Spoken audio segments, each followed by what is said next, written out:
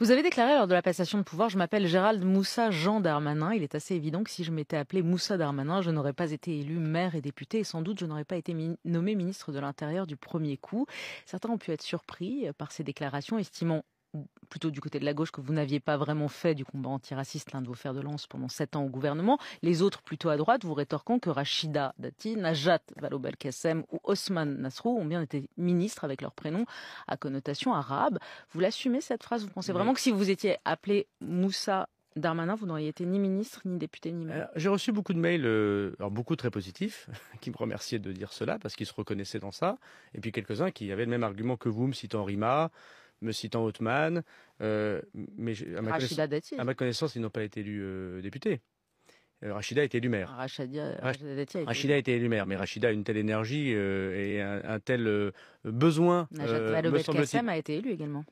Bah écoutez, il m'a pas semblé que désormais la carrière politique de toutes ces personnes qui ont des prénoms dans le bloc central, on va l'appeler comme ça, qui viennent d'ailleurs, aient les mêmes réussites que tous ceux qui sont aujourd'hui au gouvernement, par exemple, ou qui l'étaient hier et qui le seront peut-être malheureusement demain pour tous. Je pense qu'il y a une discrimination très importante dans notre pays. Ça ne veut pas dire qu'il n'y a pas des exceptions. C'est-à-dire que vous seriez appelé Moussa Darmanin, vous ne seriez pas... Je pense que ça aurait été beaucoup plus dur.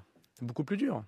Moussa, c'est de mon grand-père algérien qui était tirailleur algérien. Et comme mon père, c'était son beau-père, comme mon père était à la maternité, il a voulu me déclarer Moussa en hommage au grand combattant français qui était mon grand-père, qui était condamné à mort par les Félagas, qui avait suivi le général de Gaulle, qui était un très grand Français, qui ne savait pas lire et écrire, c'est pour ça qu'il n'était pas officier, il était sous-officier, qui a été décoré pour ses faits victorieux. Pour lui, dans les années 80, c'était positif. Aujourd'hui, je pense que ça aurait été un frein dans ma vie politique électorale. Mais on va tous être très honnêtes. Moi, je rencontre à Tourcoing des tas de gamins très diplômés qui n'arrivent même pas à trouver un contrat d'alternance alors qu'ils font des études extrêmement prestigieuses. Nous avons un problème. Vous avez été 7 ans au pouvoir. Mais oui, mais c'est une erreur. Vous n'auriez pas pu faire bouger les choses? Mais bien sûr, j'ai essayé modestement. Parfois, vous savez, quand vous sauvez une personne, vous êtes content. Mais oui, c'est pas assez. Et vous avez raison. On a fait un échec. C'est un échec. Aujourd'hui, pour faire très vite, le petit blanc vote Le Pen.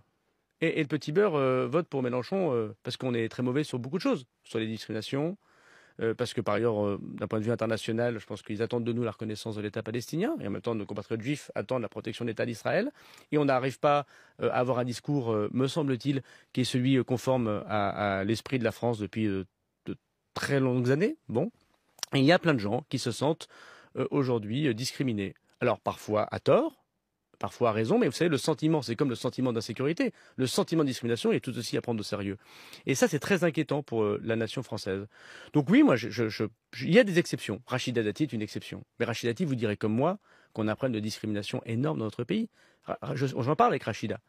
Il y a des gens qui arrivent statistiquement à faire autre chose que ce que le déterminisme social attend d'eux.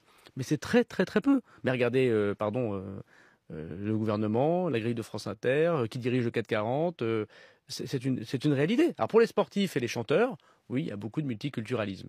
Mais il y a plein de gens qui font Polytechnique et qui s'appellent Mohamed, qui font HEC, qui font l'ESSEC. Et oui, on a fait une erreur. L'assignation à résidence que nous avions dénoncée, on n'a pas su la corriger. C'est une erreur que nous avons faite.